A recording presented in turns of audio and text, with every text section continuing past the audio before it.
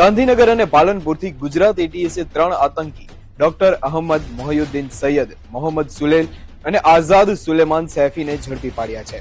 ATS કેવી રીતે આ આતંકીઓ સુધી પહોંચી ને આખું ઓપરેશન કેવી રીતે પાર પડ્યું તેની ઇનસાઇડ સ્ટોરી શું છે જાણીશું ભાસ્કરના આ વિડીયોમાં. 7 નવેમ્બર શુક્રવારની રાત્રે ગુજરાત એટીએસને બાતમી મળી કે હૈદરાબાદનો એક ડોક્ટર અહમદ મોહયુદ્દીન સૈયદ ગુજરાત આવ્યો છે અને એન્ટી નેશનલ એક્ટિવિટી પ્લાન કરી રહ્યો છે.